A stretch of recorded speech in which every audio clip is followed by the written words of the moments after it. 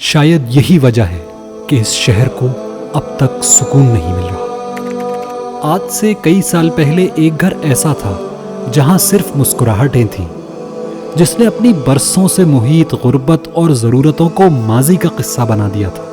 اس گھر میں شاید جس کا احاطہ 120 گز سے بھی کم ہو، وہاں اب اداسی اور غموں کی تصویر ہر دیوار پر جھلک رہی تھی۔ یقیناً یہاں بھی بھائی بہنوں کی چھیڑ چھاڑ کی آوازیں کبھی گونجا کرتی ہوں گی۔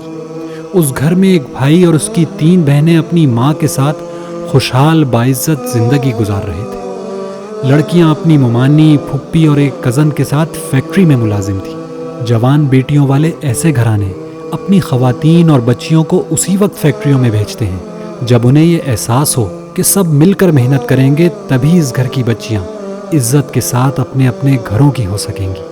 لیکن 11 ستمبر 2012 کو ان خاتون پر یہ خبر بجلی کی طرح گری کہ کراچی بلدیہ میں واقع گارمنٹس فیکٹری میں آگ لگ گئی ہے۔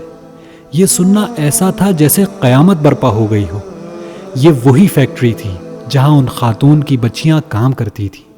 یہ خاتون مضطرب ہو گئیں۔ ان بہنوں کا گھر میں موجود بھائی فوراً فیکٹری کی طرف دوڑا۔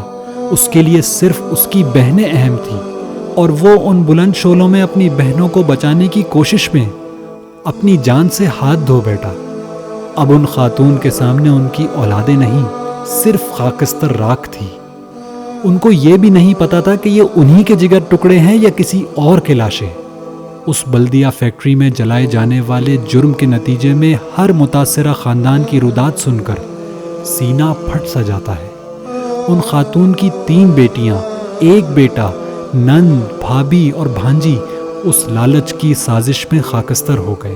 اس واقعے کے بعد اس دکھی گھر کے اندر بھی بظاہر خوشیوں کے کئی تہوار آئے ہوں گے، مگر اب ان خاتون کے لیے ہر گزرتے لمحات اور آنے والا وقت صرف اور صرف ماتم ہی ہے۔ پاکستان کی تاریخ میں ایسا اذیتناک المیہ اور ایسی صفاقی شاید ہی وقوع پذیر ہوئی ہو۔